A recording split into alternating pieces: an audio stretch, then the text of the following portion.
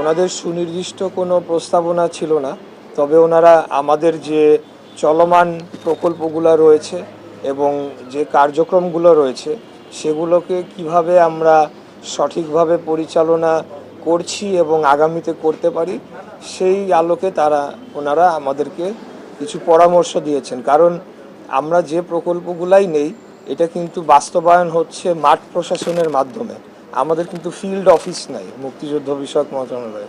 অতএব তাদের সাথে ইন্টারঅ্যাক্টিভ সেশনটা খুব ভালো ছিল।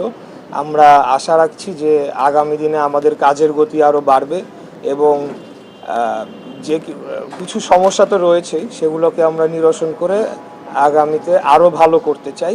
এই মন্ত্রণালয়কে আরও জনগণের কাছে আরও বেশি ভালোভাবে তুলে ধরে আমরা মুক্তিযুদ্ধকে তার যথাযথ সম্মান প্রদর্শন করতে চাই।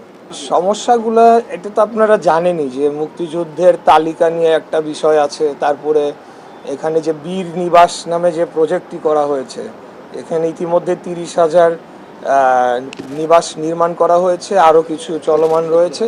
তো সেগুলো বিগত ফ্যাসিবাদী আওয়ামী সরকারের সময় কি হয়েছে সেটা তো আপনারা সকলেই জানেন। প্রত্যেকটা সেক্টরেই তারা দলীয়করণ করেছে, দুর্নীতি করেছে, এই বিষয়গুলো তো ছিলই। তো সেগুলো নিয়ে তাদের প্রশ্ন ছিল, সেগুলোর আমরা জবাব দিয়েছি। আমরা বলেছি যে এই দুর্নীতি বা এই অনিয়মগুলোর আগামীতে আমরা সেগুলোর সুষ্ঠু তদন্ত করব এবং ভবিষ্যতে যাতে এটার রিপিটেশন না হয় কোনো সময় সেটাও আমরা নিশ্চিত করব।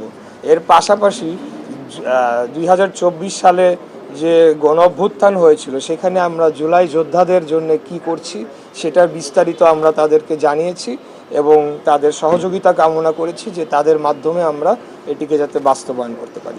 বীর নিবাস আমাদের 30,000 আমাদের প্রকল্পের টার্গেট রয়েছে, এর মধ্যে 17,806টি নির্মাণ সম্পন্ন হয়েছে, বাকিগুলো প্রক্রিয়াধীন রয়েছে।